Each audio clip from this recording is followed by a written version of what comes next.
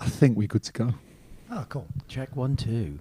I think we're good to go, mate. Go on, far away. This is the podcast, just testing, and we're going straight in.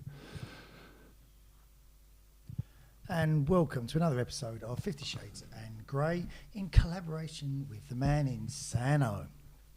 Sano? Sano. San San Antonio, Elliot. Come on, get it right, mate. I've been told you 4 times. Schoolboy error. I'm supposed to be the one doing those kind of mistakes, so come on, eh? Welcome again, guys. So I'm in a lovely setting, just setting the scene for you. I'm sitting in a beautiful apartment. I'm looking over the ocean, glorious blue skies, and I'm sitting with 2 retrobates that I've come across and who have been tremendous this week. I've spent some time with, and I'll let them introduce themselves to you. So, hi everyone. I'm Paul. I'm a fellow participant on My Mum, Your Dad. Loving my time in Ibiza with the. Well, you're going to meet them. You're going to hear from him in any second. You're a natural, Paul. You really are. Hello, everybody. I'm Martin M. Or Martin Makepeace, whatever you want to call me. I'm the host for these 2 boys this week. They've come over to Ibiza to see me because after we met last year on this TV programme, which we'll be talking about, I invited everyone over, and finally, after over a year, the boys have come to see me. Fantastic. Great to be here. Yeah, it's absolutely great. Great to be together, boys. Really good. And I've got to say, mate, you have been a fantastic host. I've enjoyed it, actually. I second. Enjoyed it, absolutely. yeah. No. It's been a cracking 4 days. It'd be nice if you knew a couple of people, but... Okay, boys, what's been the highlight so far? Every single day. The highlight, I think, Fatboy Slim last night. Cracking night at Mambo. Absolute blinder. Hell?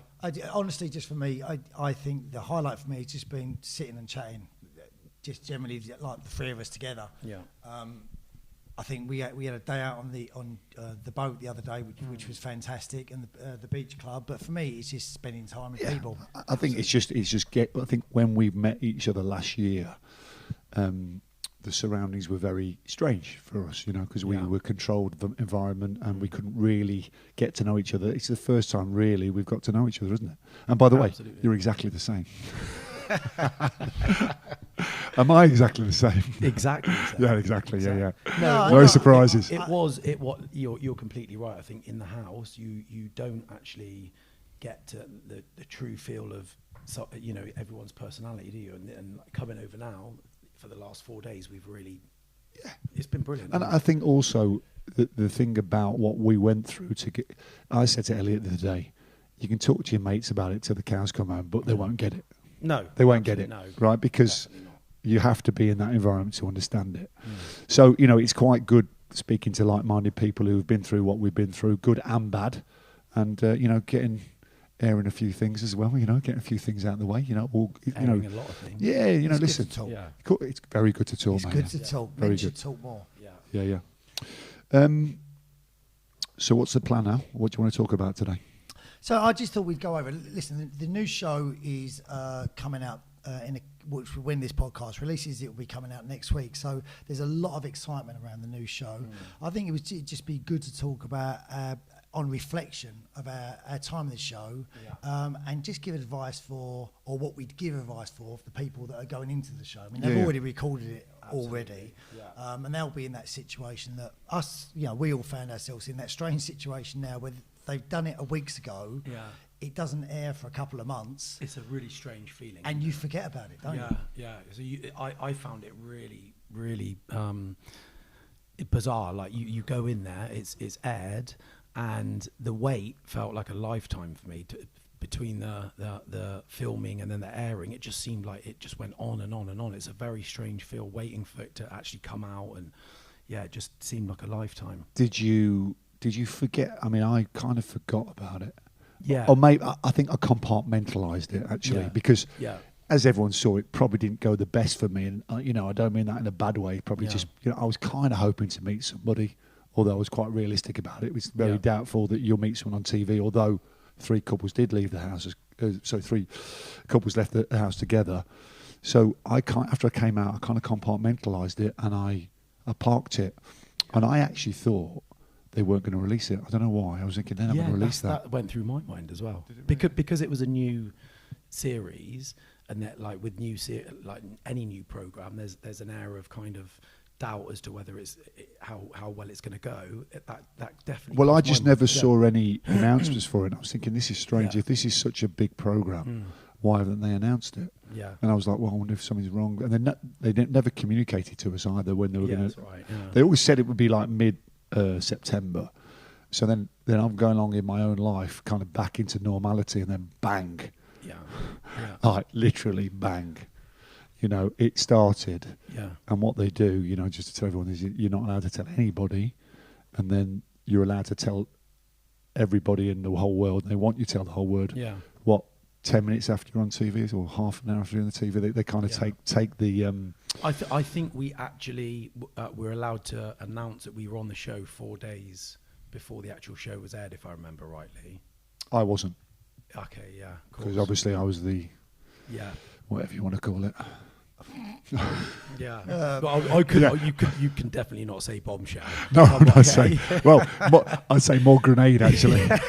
Yeah, I think this year's show is going to be far more interesting. I don't know what you guys think. I think obviously the format's changed because we didn't know a lot of the kids were watching. Genuinely, I think we've discussed this where you had an inkling, Martin. I think, didn't you? But yeah, I presumed. I genuinely didn't. It was a real surprise to me.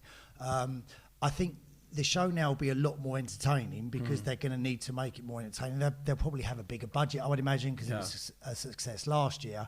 So I think it'll be a more entertaining show, but maybe with a slightly different feel. I don't know. Yeah, I think it's almost impossible for them to do the same show again because the cat's out of the bag, isn't it? Yeah. So I think they're going to have to change the format a little bit. But what I do know about those TV execs is they are very creative, and aren't they're they? very creative. And they're very professional, very creative. You know. I said to you they'll yesterday, find a way. I said to you yesterday, it's almost like doing that second album, like when you've had a great hit for the first album, how do you then do that again? Very difficult for them. It's tough. I think it'd be tough to recreate the magic of that show. Absolutely. But I think they'll find a way to incorporate the new ideas as well. You know, I think it's going to be a bit more. Listen, I really hope the new series of My Mum, Your Dad is absolutely better than the first, and I mean that genuinely. I hope it's better. I totally agree. Yeah, you know, totally agree. I've got no qualms about that because if that's good for us as well, because we were at the first series. You know, listen, we were there at the start. Yeah. So you know, the better it is. What I don't want it to be is a complete disaster. That would be. Oh no, that would be. Because then you'll just get everybody saying. But there's no way that it would go like that because the producers they're very good at their jobs. I believe it, but very good at their jobs. I also think that, you know, it's about the cast as well. And sometimes it works and sometimes it doesn't. I think they'll find a way to make it work, but, you know, some of the things you can't fake on there. Yeah. I think... Like your eating habits. Paul. I think you know, like we've had these conversations already. I think like with the cast they had last year, there were people's situations that were just that touched a nerve with so many people. Yeah. I mean, Roger and Janie, for instance, that was a story that when anyone heard it, it was heartbreaking for everyone. And I think everyone I think in some sort of has been touched by cancer, for instance, and I think so Roger's story resonated with so many people. Yeah, absolutely. And they played that part fantastically well. Yeah, I think, will they find those sort of characters again? Yeah. You know, I mean, we were the supporting cast, and it was just great to be there. Oh, it was amazing to be there, But it's like, will they find those sort of people again? Because that's what made the show. For them. It's the human interest stories that make the show, and obviously Roger going through what and also he emoted it so well, you know, and he's such a humble, nice guy, you know. He's a great guy. Yeah. Like Roger's that guy. Funny. Listen, I've got mates exactly like Roger, but you know, funny, kind of articulate, working class. So Roger. Yeah. No, you know something. He's the lad down the pub. Of course he is. Yeah. Who makes everyone laugh, but actually. Yeah. He's quite a clever boy, Roger. Listen, don't underestimate him. I know he's a daft lad from Chesterfield, if you're listening, Roger. He's a real guy. He's a real guy. Yeah, he's a good guy. Yeah, definitely. Good guy. You know, and everyone can relate to him. Did you twig straight away that he was a show? Yeah, kind of. Yeah, because his story was it's such a touching story, Yeah. isn't it? So Yeah. I knew everything was kind of based What about you, around Al? that. Yeah. No, I'm going to say no, I did, because I didn't know how people would react to sort of everyone's stories, and also aware that you never know, like, and I think we'll come on to this later, but you're cast as a character. You just don't know what your character is. Absolutely. Yeah. Well, Yeah. you do when you see the series for the first time. Yeah. It's almost like the penny drops, isn't it? You're like, And obviously, I think some people's characteristics lend themselves Yeah. to like some sort of characters better than others. hello. Hello, soldier. Listen, hold on. Just because someone take that knife out my back, please. So here's an interesting question for both of you. Yeah. So obviously, from the show, you gain sort of followers, which I'd never had before. Yeah. You know, 'cause never same as same you with me, guys. same, yeah. Never really done social media. I was a social media guy. which I do see as it's a privileged position that you can do some good with. But our demographic, let's say, is all the same. So how do you think that show is going to break into the male audience? Because at the moment, you put it perfectly last night, and I'll let you tell the story of when we speak to people. You speak to sort of women, Yeah. who are great fans, and I'm still surprised we've had people out here coming up going, "Oh, you guys." We've had a lot of But people, haven't we? What is the had a lot, reaction yeah. of the husbands usually when they? Well, they're just not. They're just They're kind just of. not They switch interested. off. Yeah. You know what I say? I say, "Did you watch it, mate?" And they go, "No." I went, "Good lad." They've actually got no idea who the hell we are at all. No idea whatsoever. But I would say as well, I have a lot of guys come up to me and go, "My wife made me watch it, exactly that. and I loved it." Yeah. Yeah. Right? And Yeah. how many Yeah. people have said to Yeah. you, for instance, "I never watched that rubbish, Yeah. but I loved it." Yeah. Yeah. So many people. I've had so many people. So come many up to me people and said say, it to "Oh me. my God, let me get a photo." But My it's- wife absolutely loved the show. But Yeah. it's still not a majority. So how do you? No, how yeah. do you? Because I think there's a lot of stuff on there. Because I think a lot of guys in like midlife, which again, a lot of my own podcast, it's about midlife. I think they do get a bit of a bad press sometimes. Yeah. Guys in midlife that are single. It's Yeah. like, what's wrong with you? And as we've discovered around the pool, there's quite a lot wrong with all of us. You speak for yourself, Al. I'm perfect. Kind of. But how do you think they could break into that sort of like Love Island has it at their age group? Yeah. That's a cross section of women and guys. I think personally what they need to do is they need to show some of the fun aspects in the house, because I think when we were in there, predominantly it's a dating show, but there was so much fun in the house. They didn't between show. the guys. They didn't show. They didn't show any of show that, and I think if they did show that, I think that would attract more male kind of attention, because there was a lot of fun and laugh that happened in there. Yeah. Well, the thing is about the show, they being ITV on this occasion, or any reality TV who do it, they filmed us for 17 days, 17 hours a day. Yeah. Right. Yeah. So we went through the whole range of emotions. You got Martin H crying. You've got Yeah. some of the girls, falling out or whatever. You've got us, you two having a bromance. Roger and Yeah. Clayton having a bit of a bromance. Me kind of upsetting everybody. It's kind of, they can make you look how they want to make you Yeah. look. Right. They've got 17 hours a day, and I said to everyone, they could have made you look. I don't know. Elliot could have made Elliot look bad, good, indifferent. Yeah. Could have made you look funny and made me look charming if you Yeah. want. Because I don't know, the editing's yeah, no, yeah, not a magician.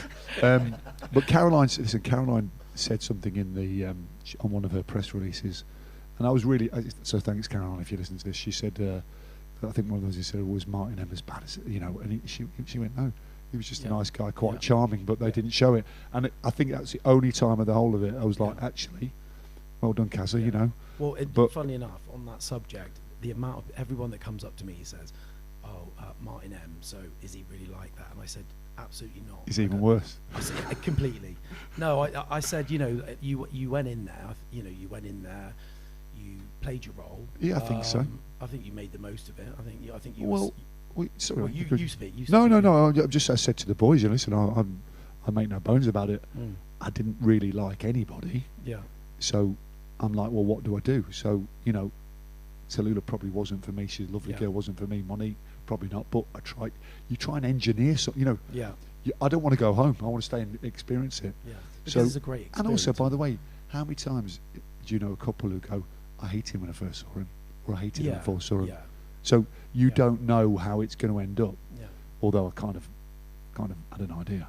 So, you know, I was stuck in a rock between a hard place. Well, listen, I'm going to stay here, and if they want me to be the bad boy, then I'll just throw a few grenades in there, you know. And I think you clash. You kind of clash with people, and I don't mean that in a bad way, but as Elliot was always saying about, you know, the ego thing, you know, there was a lot of egos in that house, you know. Designed to be that way. But it's the nature of the beast. Yeah. Absolutely, mate. It's the nature of the beast, and the ITV are there to deliver a TV program. Yeah. I think that's an important an important thing to mention. Is in the process. Make no mistake. You are being auditioned, aren't you? Oh yeah. You know, you go through 5 or 6 interviews where, and naively, I didn't realise at the time, but you are being auditioned for a part. Yeah. You just don't know what that part is. Yeah. The thing is, I always the Luke analogy. So my son, my amazing son Luke, I was really conscious that they wouldn't want him because he's shy and he's timid. And he's quite introverted. He's quite shy. It was only after I watched the programme and I saw Maisie, who's like amazing, and she's so outgoing, and Zach, who's Mr. Confident, good looking. You can't have 6 Zachs. You can't have 6 Maisies. No. So for all the reasons I thought Luke might not fit in, he fitted in perfectly. Yeah, absolutely. I think the casting process is absolutely spot on, isn't it? Like they know exactly what they want, and as you just said, it's like you fit into the storyline that they want. Totally that. And also, you know, I say to everybody, you know, it's reality television. Yeah. The clue's in the name, television. Yeah. So you know, and you know, you kind of, as Elle said there, you know, I've worked on the other side of reality TV. Even I was amazed at some of the things that went on in there. Yeah. Not in a bad way, but it's the reality of the reality TV. Do you understand what I'm saying? So you know, it was an amazing experience. You know, we're sat around the table with you boys now, aren't we? You know, drinking beer on a sunny day. Exactly, so it can't be all bad, can it? No, 100%. I mean, Clayton couldn't make it, but you know, listen. Next time, it would have been lovely actually to have him here. Actually, it would be lovely to have all the people there. You know? I'd love a reunion. I think that's the one thing that we've really missed out on. Everyone getting back together. Yeah, I think again another surprise about me. I was naive. I thought we'd all be mates at the end of it. Yeah, we had that conversation and yesterday. You know, that was very naive of me, because I just thought we're going on a bit of a journey together. I didn't realise it was going to be something so serious. But then that was that's my problem. Yeah, I think people were when they came out. I think generally people, most of us, like you said, sort of do keep contact. I think like in any group of friends, you'll always get a conflict of people's personalities. Yeah. And I think you're not aware of those so much until you've been around each other for a certain amount of time. And also, you know, how can you ever expect 12 strangers to get on with each other? Absolutely. You know, if you get 6 of them getting on together or whatever, so you've got. A lot of the girls are friends. So they've got 3 or 4. There's us 3, and I know you're very close to, you know, a couple of the boys as well. Yeah. So it's not a bad result, actually. To be fair, it's great. Yeah, like you just said, the fact that we're sat here right now, for me, 99% of what happened in there was a completely positive. I'm been brilliant. I'm going to start asking questions in a bit, but for now, I want to ask, what advice would you give to the people going in, not just to My Mum, Your Dad Series 2 or wherever, but for anyone wanting to go to reality TV in the future? What advice would you give, Elle? Mine would be, and this is for all of them, you've got to be a certain type of character, I think, and this is what I've realised, you know, especially from watching Love Island. I think first and foremost, if you're signing up for a show like this, you've got to be prepared for ups and downs, and you can't moan about it after. So if you're going to have like myself and Sharon, we met on a TV show.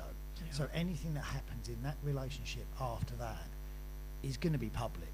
Yeah. And you've got to expect it to be public. Yeah. You can't accept all these people taking an interest in your life and then turn around and say, well, this is private. It's not. Well, it's not, because people get invested, don't they? You can't have it both ways. You're public property, mate, whether you like it or not. You're public property. And rightfully so. Yeah. That's what you signed up for. There's no such thing as a free lunch, is there? You know, people, and genuinely, you know, I can say hand on heart for myself, I didn't go in there to get followers because I didn't have Instagram. No. So it was irrelevant to me. Yeah. am I enjoying that part of it now? Yeah, because I've seen a completely different life, life, not style, but something different. Listen, I showed Elliot how to work TikTok yesterday, so he's hardly cutting edge at the moment, is he? Social media dinosaurs. Absolutely. But, I think first of all, and they do their due diligence. Don't get me wrong, but you have to be a strong mental character, and not for them to see it. You need to know. So you've got to be able to have people say not nice things about you, and you've got to have a thick skin. And you've got to be okay about that. But that's social media in general these days, isn't it? I think there's more of a spotlight on it. I'll put a post out. You read one to me yesterday, and someone said to me about like your hair looks crap. Yeah. Like. And I said to you, well, she's right, it does. I look like Donald Trump's wig on.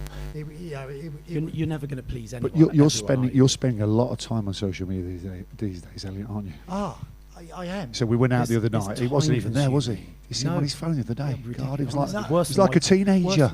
But if that was someone who knew what they was doing, that would have taken them 10 minutes. That's the thing. It's complete naivety as well. It takes me sort of 2.5 hours to do a 10-minute job. Yeah, no, exactly that. I would say for me, you just need to go on as completely yourself on these shows, because I think you soon get found out if you're trying to be somebody else. I think it's funny because I said to you last night, if I was ever to go on another show again, I'd want to be more authentic, because my guard was up. It was up, and I probably didn't. I should have been a bit. I should have let the guard down a little bit, but Did you? But try and sleep with everyone then? Yeah. I wanted to do 4 out of 6. But that comes with the experience, though, doesn't it? Like going but it's a new thing. Yeah, I was annoyed at myself, mate, because my barriers went up when I was there. I think it's self-preservation, mate. You know what I mean? Of course. I mean, like normally, for me, I found like I'm quite a confident guy in general, and I went in there and I went inwards. It took me like half of the process to kind of come out of my shell. I was quite surprised at that, really. I was definitely in self-preservation mode, and also I did think to myself, I think Elliot said it before. I think, well, you are cast as a character whether you like it or not. We didn't know about that. You don't know about it. It was only when I saw the reaction to me. Believe it or not, that's exactly how I would walk into a house. And they knew that. Listen, I say this. They knew what I was going to do before I did it. Yeah, that's how good they are. Yeah, I think there's also a big part of it as well. So, for me, like with my job, I was always extra careful about it. I wouldn't want to do that show again, but I would like to have that experience again, but be more of myself. Yeah. Because I remember when I was in Lives, which is a mini interview that they use, and you'll do 2 or 3, and it's hard work, isn't it? They're quite serious interviews, aren't they? Yeah. And the guy that did the mix with me, he was good, wasn't he? Oh, he was Lee. Was it Lee? He was absolutely how good was fantastic. I remember going in the room every day and he'd just give you a cuddle. Yeah. And he just got it out of you, didn't he? Hit he was great. So for the guys listening and for the guys watching, like you can't hear their voice with the questions, but they're really good with their questions. They're on it, aren't they? No, they know exactly what they're doing. Every single pound out of it, until the same question. Exactly. But he always used to say to me, like, I want to see what you're like, how you are off camera, because you do your ms like you're doing a school assembly. Yeah. But it was that. So for me, I was like in a bit like that teacher mode, 'cause I'm always thinking I need to be saying the right things. Yeah. I can't swear. Do you know something with the myths, the master interview? Yeah. So it's the diary room for want of a better way to do it. Yeah. Do you know? I wish I'd been a bit more. Yeah, but honest. Oh, really? Okay. Really honest. No, I mean like really honest. Yeah. Looking back. Yeah. But that could have gone one of 2 ways. No, we know which way that would have gone. Right. Honestly. Listen, don't forget, they only put in what they want to put in. Yeah. So I should have given them. I should have given them what I was really thinking. Right, give me one example, because that's what people want to hear, don't they? Yeah. One example. Do you think you and such, one of the girls, as you said, no, that's never going to happen. Yeah. Right. Yeah. Because she's just not my type. Yeah. She's a nice girl, but it's not happening. Yeah. And maybe just a bit. Listen, I'm quite a cynical guy. Whatever. I should have probably. I was a bit bland. Yeah. You know, for But me I personally, looking think- back, that's all I'm I saying. think when you, because I remember saying to you, Elliot, I remember saying that when you went into the MIV room, every time I came out, it always felt like it was a serious interview, and it was. And I said to you, I said, "Are your interviews exactly the same?" And you were like, "Yeah." Like I just felt at one point, whether it was me or whether in general, that was the kind of. But Paul, I think that is as well. I think where you've watched stuff like Love Island. Yeah, but I hadn't seen any reality TV shows for years. No, but you'd always had an experience of reality TV. Yeah. And I think what you end up doing is once you're in there doing these MIVs, it suddenly twigs how they do this. Yeah. So then you're very aware that, right, I don't want to look like a bad guy, so I'm not going to say this, and I'm not going to say that. No, I know, I get it. And listen, if I did it again, I'd probably do exactly the same, right? Yeah. And this is Go on, mate. why it works with younger people. As you get older, you get a lot more experience in thinking, I'm not going to say that. But when you're younger, it just comes. You say it, and then you think about it. Yeah. But as I said, I think as I said, if someone says to me, "Would you do it again?" Of course, I'd do it again. Yeah. But I'd want to be a little bit. For me, as a learning curve, I want to be a bit more authentic. Listen, I don't care if people like me if they don't. Yeah. As long as I'm true to. As But long I as I'm think true to naturally that as would well. happen Anyway, because you've had that first experience. Going in there a second time, it would be a lot more natural. what were you cast as, Paul? Well, I just chat to everyone, don't I? Yeah. So Do you think you were the nice guy? Well, you seem to think I went in as the nice guy because you've been saying for the last 4 days. Listen, listen. I am a nice guy. Right, I will go through the whole cast member and say what I think they were. Let's get to the nitty gritty. Right, so I'll name it and you have to think what they were cast as. Okay, Right? cool, yeah. Okay, you ready? Yeah. Martin H. One word. All right, okay, go on. The crier. I'm not sure it was cast as a crier, mate. What was he cast as? A nice guy. I think he was the tall guy. Yeah. Right. I think he was the kind of gentle giant. Yeah. I'm going with that. Gentle giant. Gentle giant. Yeah, gentle giant's a good description. Monique. Sure. The diva. Yeah. Good one. I like that one. Yeah. Bit of a princess, but good. Yeah. As you said, a good She's heart, got great heart. gold. Yeah. Absolutely. Great heart. Gold. Tallulah. Feisty. Yeah. Yeah, I would totally agree. Yeah, fiery. Feisty. Definitely. I don't know if I said fiery, but she stood her ground a lot, didn't she? Yeah. She said, but I was quite impressed with the way she just kind of stand her ground, stood her ground, and I was trying to. Sometimes I'm trying. Well, I don't really. She's a strong woman. Remember when Elliot and Tilly went at each other, and I was like, "Oh my life!" It wasn't on camera. We don't see eye to eye. No.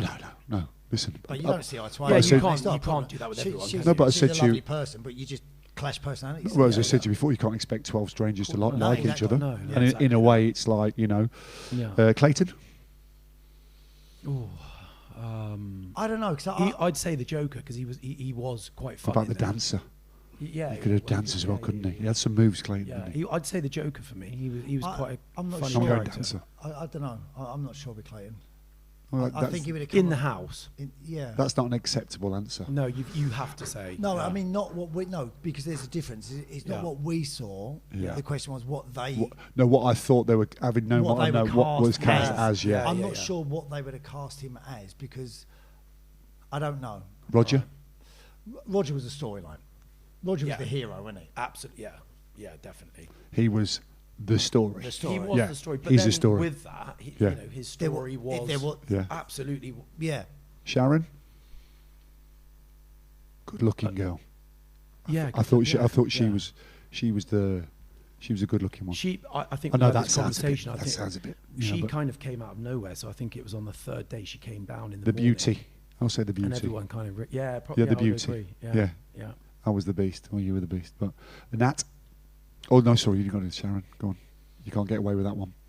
Did you see that? Did you see that?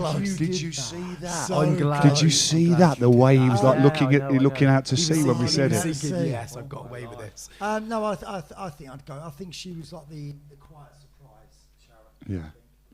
Yeah. Natalie, I think she was the deep one. Yeah. Yeah, I'd say exactly that. The dad. And she, the deep she diver, was deep diver. Say exactly Do you know that. something? Why she would say that. I never heard the expression deep dive until Natalie said to me that day. definitely. I'd never heard that expression. I had you ever heard that expression? One of my friends' wives uses deep dive in the same way and uses about herself like Natalie does. Natalie always first to say she's I'm a really brutally, deep diver. She's brutally honest as well, wasn't she? She's a strong woman. Yeah, At the end of the day, she's a very strong woman, and she knows exactly who she is. Right, okay. Simple as that. Who have I missed? Janie. Oh, Janie. Yes, sorry, Janie. I think she was what her name says. I think she was the bombshell. Yeah, I really do. You know what she was? She was very fragile. When she came, she was crying. Janie could be the crier because she did a lot. Yeah. She was so nervous because I know they didn't show this, but so Janie's first date was with me. Yeah. Was you in there then? Nope. No. So Janie's first date with me, which I was really pleased it was actually because she was so nervous. Yeah. And at that time, I'd already started talking to Sharon, so I was quite aware that I didn't want to mess things up. Yeah. Like which I have a habit of doing. So it was just nice to actually sort of just say. Oh, she's a lovely girl, isn't she? Oh, yeah. What's a lovely. There's no edge to her at all, really is there? funny. Absolutely. Yeah, really, really funny as well because that's something Delicate. they don't show. She was. She's funny. Yeah. She's really funny. Yeah, she's very funny. It was funny because she really grew into this program, didn't she? Yeah. Because like Sharon did the as first well. few days she was in, she was very, very out of her comfort zone, wasn't she? So yes, they don't show all of the dates, do they? No. So like there were dates that happened that the viewers wouldn't have actually seen because they don't. Was your date with JD on? I don't think it was it? No. You had a massage, didn't you? Sorry? Massage. Hello? I missed that. Yeah. I missed that one. That was the day, wasn't it? Yeah. Seriously, worst massage they ever had. Was it? Oh my God! Because For TV. they wanted to make it TV. Yeah. So they kept saying the guy doing it kept saying, "Do it harder, do it harder," and the girl was doing it. You know, and I was wincing. I remember you and saying trying to like act cool, but it was really hurting. Right. And while the girl was doing it, she was trying to plug her own massage business as well. Yeah, so I saw that. She didn't shut up. What? Have we missed anyone? No, Caroline. I was going to say Caroline. I think she was hilarious. The humour, I think. Do you know what? I really warmed to Caroline. Yeah, I did. She's probably not my type of girl that I would go out with, but I thought she was a crack. I thought she was hilarious. I wanted to be a friend. I wanted to be her friend straight away. There was one because I hadn't really Lovely spoken girl. to her for the first couple of days, and I think it was on the third day we had a kind of joke at the table, and then from then on in I just realised exactly what her role was, and that was she was a complete joke. Yeah. She's so funny. Do you know something? She had I think Caroline had one of the best wardrobes in there. I know everyone there, but she always looked great every day. Yeah. Really well presented. Yeah, no, she was. Yeah, if you know what I mean. It took me quite some time to kind of get used to her accent because her Scottish accent. No, lovely girl. Listen, really absolutely lovely. I love to spend time with Caroline. I thought she was American when we first went in. It's got a twang. I asked her 3 times what her name was because I couldn't understand what she was saying. What who have we missed? It's just the 3 of us. So your character, we done? The villain. Absolutely. Yeah, the villain.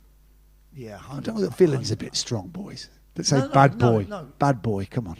But the Ibiza bad boy. Because with a good heart. If you're casting Roger as the hero for every heroine, it's true. You've got to have a villain. True. Bad cop. Yeah. They knew what they were doing. And I think you played as the villain. I think the bad boy was probably your own interpretation of it that you just brought along with it.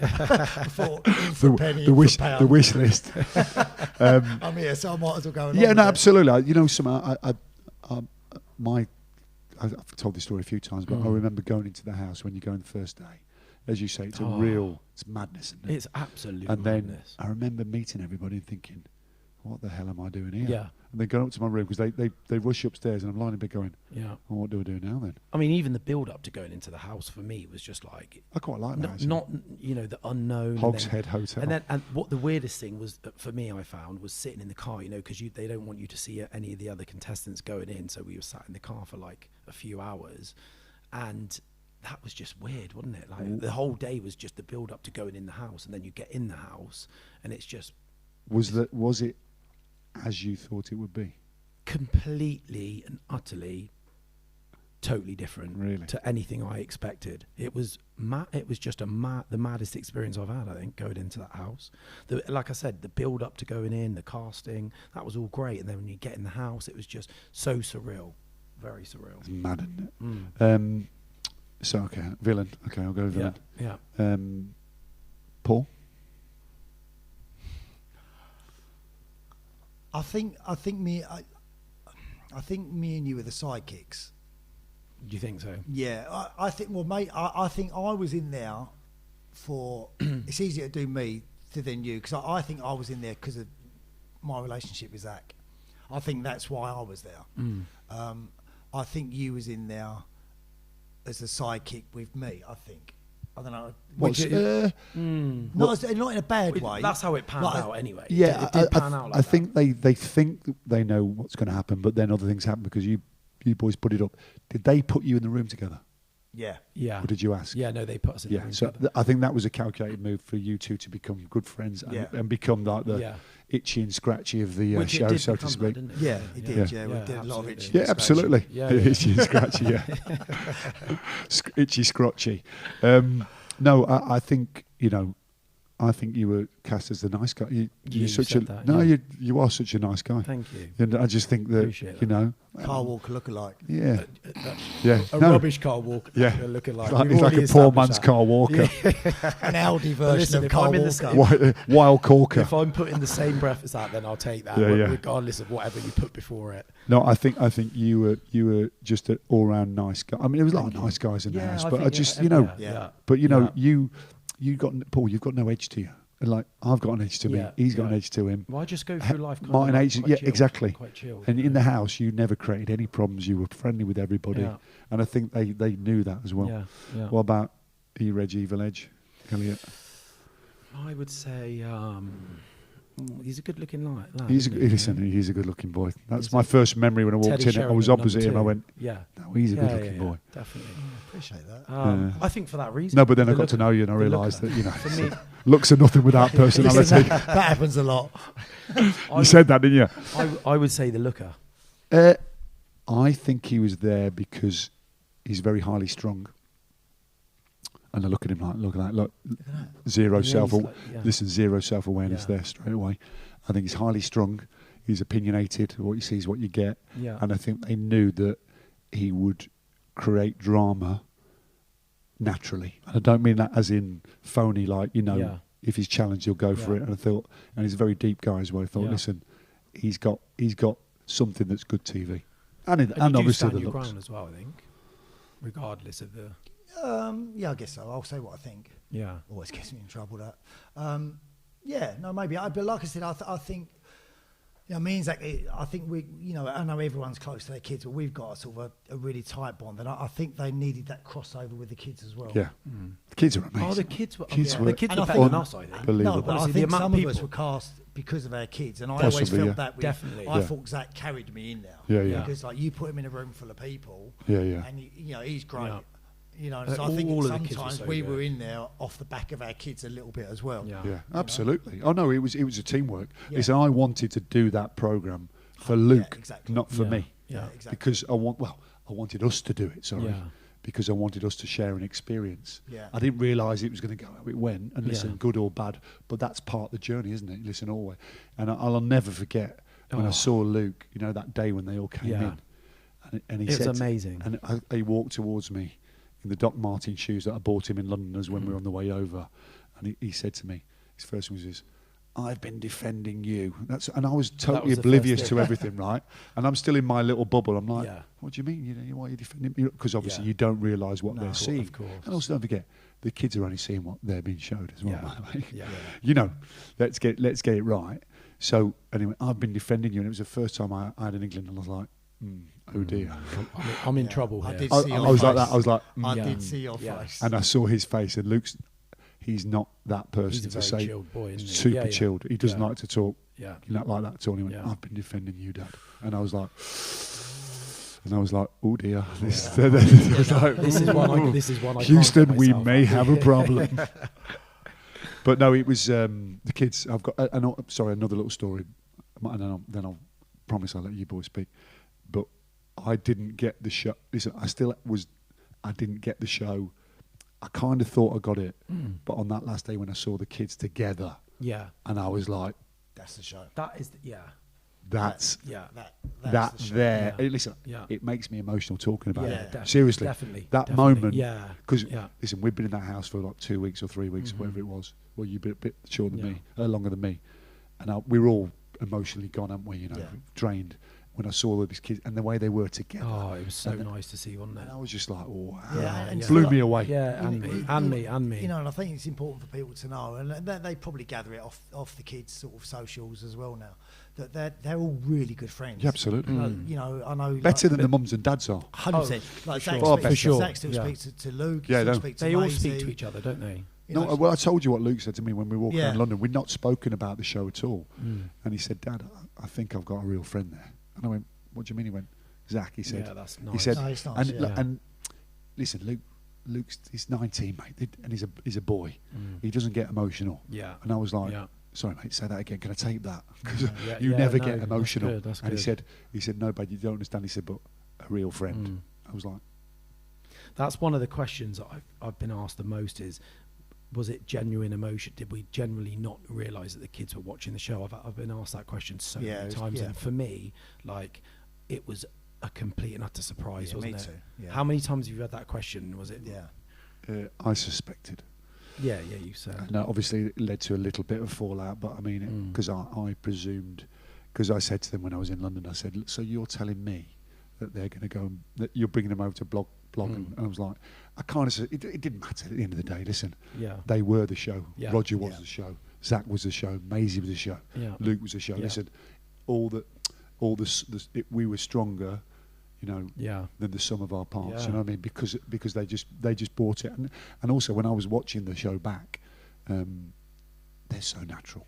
They were honestly some Bizarre. of the advice that they were giving. It was like better than you could give yourself. I don't know about you guys, but the only not in that way. I had no interest in watching myself because my ego's not actually that big. But really, I'm not around this table. But I had no interest in watching myself. But what I was really keen to do, because Zach had seen everything that I'd done, I'd seen nothing that he'd done, and I just really enjoyed. It must have been the same for you guys, watching your own kids. And that's why I looked forward every day to the programme. And one thing for me was, I didn't realise how well my daughter actually knew me. I was so surprised. When I watched it back, I was like, wow. Do you know how stupid naive I am? I was worried for Luke all the way through. Yeah. When really, I should have been worried about myself because he was fine. Yeah, totally. And you know when you did that little intro thing on the sofa. I don't know if you did it in the big barn. Yeah, did you that's go in the big barn? Yeah. Oh, it's beautiful. Beautiful. Absolutely. That was the first kind of intro. So listen, we're in a serious program here. Yeah. And then they asked Luke a question, and he said something. I was like, "Is that just come from?" I was like, "What?" I was like, "He knew me better than I knew myself." But I didn't realise that. I didn't realise that until I watched the show, and I was like, "Wow." Listen, we don't talk about it now because he's 19 and I'm whatever. Yeah. But those little snippets where I'm looking at him going, "God, he really knows me better than I know myself." Yeah. That for me, gold dust. And you know, I think these conversations are really important as well, because how often do you hear publicly guys talking about their kids? Absolutely, You'll always hear women talking about it, or women naturally are very open and honest with each other. Yeah. But I think us guys, you don't always have these conversations. No. Unless you're moaning about it. Yeah. You probably don't realise they know you. So I think in that way, we've been in a really privileged position to see our kids how they are without us. Do you know what kind of amazes me? That if I'd not been the show, I'd know less about Luke than I do now. Do you understand what I mean? Yeah, no, exactly. Do you know? And listen, Exactly what I found out more in those 2 weeks about him Yeah. and his relationship with me than, because as a father, so 19-year-old, listen, a lot of people out there have got teenagers. They're not the most how can we say, talkative of people. You know, I know some people are very talkative, but some people aren't. And it's just some things we spoke about in the show, and we never have spoken about it since. But we had that time together, and there's some things he came out with. I was just like, wow. And I think Blew me that's away. worth its weight in gold. Just that the experience alone, isn't it? You know what a genius show where he gets the mums. Yeah. Reg, good-looking boy, gets the mums. They all fancy him. You get all the dinner ladies. Dinner ladies. no. Right. What I'm trying to say is that the show captures the middle-aged audience like us, and then gets the kids as well. Yeah. Yeah. No, So they cover all bases. Genius, isn't it? Genius. Absolute Amazing. genius. anyway, I'm sure, because people are probably fed up, sick and tired of hearing about our show now. About us. Now let me tell it. Can I talk about me a bit more, please? It's my favourite subject. More, yeah, cool. And you do very well at that as well. Before you introduced your own sort of segment, let me go. So how about you? What are you up to? What are you doing? Yeah, so obviously we just had 3 or 4 days of partying with you boys, but I run a property company on the island of Ibiza, villas. We rent villas out, but we have a sales, like an estate agent, so real estate company, so we sell. I kind of kick back these days. I've got staff to do it for me, so I'm lucky enough to be, on the downward trajectory of work. So just relaxing. But just, I've got my podcast series as well. So I know this is for yours today in collaboration with mine. Yeah. It's very kind. My Man in Sanan podcast series, which I'm doing at the moment, which is receiving some really great feedback. It's very niche, because it's about Ibiza and it's about a certain segment of Ibiza. Basically, it's me interviewing all my mates about their times at Ibiza. Hold on a minute. Can I interject? Because when you say your mates, they're not just mates, are they? Well, they are people of, especially in Ibiza, of a higher position. So it's the people who run the clubs, but I've grown up with them. They've run the hotels as well, and it's designed to put their story. And listen, there's people out there who've never had the chance to tell their story. Yeah. And it's been amazing. I even did one with my 6-year-old son, Daniel, and it's been really good. It's a labour of love. I love doing it. It's not massively listened to, but the feedback that we're getting is amazing as well. I've also done my weekly blog as well, which is another labour of love. So just you've got a lot of stories on this island, haven't you? Being here for 30 years. But Paul, my passion is Ibiza, and my passion is portraying Ibiza in the light that Ibiza should be portrayed as, So, there's a lot of negative press about Ibiza, a lot of rubbish. Yeah. And some of it's true. Yeah. And I will never shy away from that. If it's true, it's true. But I think my role as a prominent British person on the island is to tell the real story. Yeah. And most of it's, listen, all the sensational stuff about the drugs and the stuff, 90% of it is probably true. Yeah. But 10% of it is rubbish, and how it's presented is there. So, listen, that's my passion. And as I said, I'm lucky enough to have the 2 amazing kids, which I spend time with, Luke and Daniel, and just enjoying life as much as I can as a 49-year-old, 54-year-old bloke in Ibiza. So and it's been amazing for you boys to come and see me, and for me to show you my island. It's been it's been great. I've had such a good few days with you boys. Honestly, we caught up. We've had some great conversations. I think we broke the ice, haven't we? Oh, it's been brilliant, and just to let you know, I'll be back next week anyway. Great, man. Yeah, where you staying? Here, you know that. You've got my number, haven't you? Yeah. No, I changed it this morning. It made me laugh because when we came out, remember he said, he doesn't really like people staying with him for more than 2 days, and it's just been great. 5 days later, literally, and I'm literally climbing the walls. Yeah. No, it's been great. Are you ready? What you doing, buddy? So for me, I like I said, I experienced on the show, sort of being in TV. It was something that I really enjoyed. I think it was a different career sort of path for me that I'd never had before. So it was something that I wanted to do more of. So I've started a podcast which is called 50 Shades in Grey. Where did you come up with that name from? 50 Shades in Grey. Actually, it wasn't my idea. I would credit that to someone else that I did a podcast with, which was Millie. Initially I was talking to her about maybe us doing something together, and she came up with the idea, and I thought it was really good, and also I thought for my sort of audience that I've got at the moment, it is mostly sort of single women above the age of 35, and I thought, what better advice to take than a single woman who's above the age of 35 for your audience. So it's about midlife. It's a lot of it started to revolve around dating and relationships and kids and everything. Is that something you're interested in, or?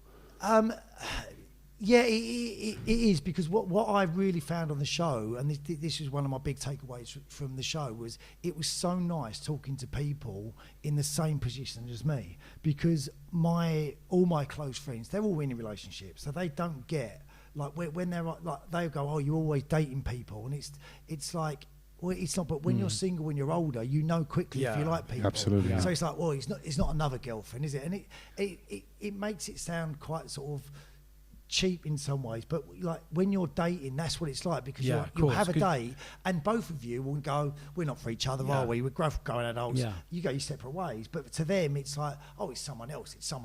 But ultimately you're only trying to find what they've got anyway.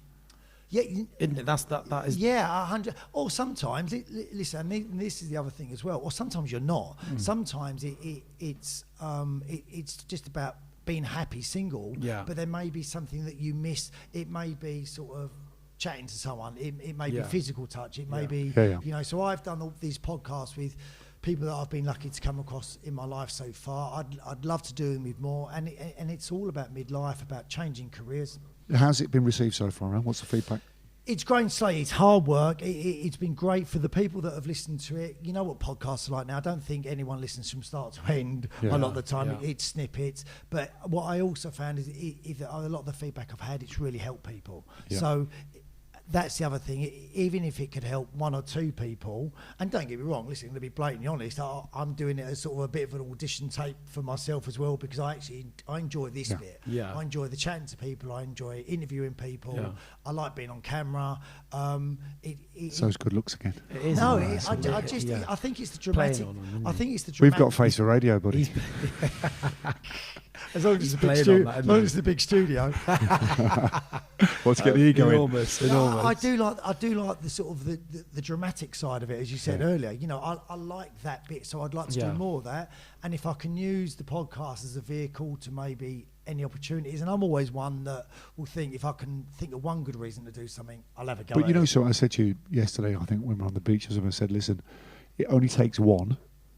It takes one snippet or something to see something, whatever. You know, it's like anything. You do years and years of work, and it's just that one moment, isn't it? You know, that just that cuts through. And listen, if it goes horribly wrong, not horribly wrong, but if it doesn't work out, or if you're lost. Yeah, exactly. And I'll add it to the folder of a million other things in my life that hasn't worked out. So what's one more? But the most important thing is that you enjoy doing it. Yeah, absolutely. That's it's got to be a labour of love, mate. It's got to be. Yeah, absolutely. Because you can't force that. No, definitely not. You know, I wouldn't lie. It's for a purpose. I'd love it to go somewhere. Like, I know yours is a labour of love, because absolutely. You love Ibiza.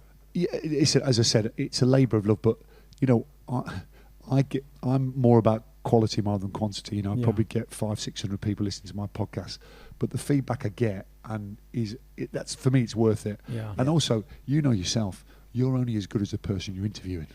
Right. Oh, so exactly. you're only as good as the people you can attract. And I've had a few people turn me down, but now I think they'll come back once they've listened to it, because it's about their chance to tell a story. And that's the same. You know, I don't just want to talk about single people, single life, because some people love a single life. I want to talk to people who are in relationships, because I spoke to Roger and Janie. They've just started their journey. I spoke to Roger. Hopefully I'm going to speak to Janie this weekend, and about how they're navigating their relationship now, because you know it's new, or people that have been in relationships for 20 years, or people that have changed careers, you know, because I think you get to that stage in midlife where you start to know yourself better. A lot of people get to it and then suddenly look at their life and realise they're not happy, you know, and then they want to we've all got mates like that, haven't we? Well, we've all got mates who are stuck in relationships they'd rather not be, but they don't want to rock the boat as well. You know, listen, we've all got those ones. Maybe it's jobs. Jobs, yeah, true. Do you know what I mean? And it can be anything. But so that's where I'm at. So, you know, guys, give it a listen and definitely. 50 Shades and Grey, 50 Shades and Grey, and like yours, on all platforms. And I, like you, Martin, feedback is everything. Yeah, exactly. So do I watch I know mine is not as anywhere near as polished. I had a feedback from Mr. Paul Edwards. Actually, he sent me a voice note to tell me, didn't you, mate? I Out the blue, he sent me a voice note saying, I'll listen to your podcast and love it. It's very interesting, I really enjoyed it. Yeah. So he was a very interesting guy. Pablito, what are you up to, buddy? So I'm just obviously expanding on my decorating business. And I've got future kind of plans of getting back into a bit of development. I've also got a big plan coming up, which I've told you guys, which is a bit. No, you haven't told us yet. No, you didn't tell us. I've said to you. You told us that you were going to tell us, but which I can't go into. Yeah. But it's you know Can we have the world exclusive? This is the exclusive, but I've got something coming up in the next kind of few months, which you guys will be involved in. Fantastic. Yeah. And how will we find out That's about not an it? exclusive when you don't tell us No, what it but is. I can't go into details at the moment. Oh, you've got me, mate. You've got me. Yeah, So it's not an exclusive then. It's an exclusive advert. Yeah. It's exclusive. Could be Exactly. Okay. So, boys, we're running out of time here. Sun's going down. Sun's going down. Sun's No. going down. Santa. Hey, listen. Santa. What about the view, boys? Look at the Oh, view. the views are incredible. There you go. The view is What's your one takeaway from what we went through together? I think the friendships made, the friendships made, the realizing my daughter knows me more than I ever dreamed. I'd say the friendship really. For me, is finding people who are like-minded in the same situation as you, that you'll get support off, and understand when you're talking about whatever it is as a single person, they get. Yeah, I think for me that was a big thing. The show really cut through, didn't it? On that one, it really cut through. Yeah, like I said already, like we've bumped into again women this weekend that have gone. I'm a single mum. I watched you guys, and it gave me hope. Absolutely. I think none of us realise just how many people out there were in the same situation as ourselves. Because you do think you're kind of like alone in the situation. It's like you feel like you're in the boat on your own, and then you look around the ocean, and there's loads of boats out there. I think my takeaway is, one, it was an experience that I love with my son, Luke. I think first and foremost, and two, met you guys, some of and all the other cast members. Some of them I get on with, some of them not, maybe not so much. And just an unbelievable experience that, if it's a one-off, it's a one-off. If something else happens, great. But no one can ever take that experience away from me or Luke. That you can't say exactly. No to, Yeah. I've got a question for you two. Yeah. Did you think about like trying to be famous by going on the show? I'd be lying if I said it didn't cross my mind. But I didn't do it because of that. Because you never know. I had an experience on a show before, and it wasn't particularly nice. So you're never quite sure. Yeah. And I'm already quite famous in the big You are actually. You actually are. I didn't realise. I actually didn't realise. Famous is not the word. Well known. So possibly, but it wasn't the main. The main thing. No. So for me, absolutely not. I did it because I'm the kind of person that would. Nothing ventured, nothing gained, and I think had I not done it, I'd have been really, really devastated that I didn't go on there. That I anything new, I always put myself into a position where if I can experience something new that I've never experienced before, you should do it. I think you should. Why not? Yeah. You? Yeah, exactly the same as just what Paul said. I think for me, it was just something different in my life at a time when I was utterly bored with it. Yeah. Just the monotony of the same thing every day, and I think it was just a chance to do something different. The fact, I wouldn't say fame, but the fact that you become popular for 5 minutes. Well, I'm not sure that was the case with me, but I mean. No, but even if it's negative. Yeah, no, listen. You're still sort of popular for 5 minutes, but I think we're old enough to realise it's very short-lived, isn't it? Yeah, absolutely. Famous for 15 minutes. Enjoy it while you can, boys. Yeah, absolutely. Yeah. A bit like tonight, just enjoy it while it's there, and then tomorrow you'll be back in England. Hopefully. The next show that comes on that takes the next kind of line. Of course it is. Yeah. There's always someone around the corner. I do find it. It intrigues me when people come up to me. Like I had someone on the plane say to me, about being famous, but I'm exactly the same person as I was before going on that. I don't see it as a fame. A mate of mine said something which was so true when it all came off, and when it, like the week after the show where it all went a bit bonkers. He said, "Fame doesn't change you; it changes the people around you." And it's exactly that. They start treating you a little bit different. After a few months, don't get me wrong, it's all forgotten. But in that, when you're caught in that crossfire, it is a little bit weird. Yeah, very much. Would you do it again? Would I relive the experience without knowing what was happening, or would I go into the show again? Would you? So if they said to you, "We're doing a My Mum, Your Dad series 3 and we're doing like, I want you to come in, would you go back in? I would love to go back in, but only as someone that spoke to the other people in there. I've done my bit. I've had a go at it. I wouldn't want to be that, like the resident single guy. Yeah. He's in it again. He's here again. Like, I mean, we've met a couple of people this weekend that are just like that. But no, I didn't mean you. No. I know exactly who you mean, exactly. mate. And I wouldn't want to be that guy. Yeah. Would you? Yeah, would I'd you go back in. Yeah, why not? In a shot. Why not? Yeah. Yeah, listen, I think for me, it's you've got nothing to lose, have you? If I'm single, why not? It clearly works. You look at Roger and Janie, so you just never know. And also, you know, you kind of know what to expect. You don't. And I think for me personally, going in a second time I would be very much more comfortable and more myself, and I think that for me would be my personal kind of angle of it, you know. Perfect. Boys, it's been a pleasure. It's been a pleasure. Yeah, thank you guys as well, and thank you. It's an hour. It's gone so quickly, mate. Oh, very quick. That's why I've just been saying, let's get on with things. No, but listen, that just shows you how an hour's just gone by so quickly. But, closing up, thank you for the 50 Shades and Grey. Make sure you listen, and also give The Man in San Ann a listen as well, especially if you're an Ibiza enthusiastic person, and if you need your house painted. No, watch out for my.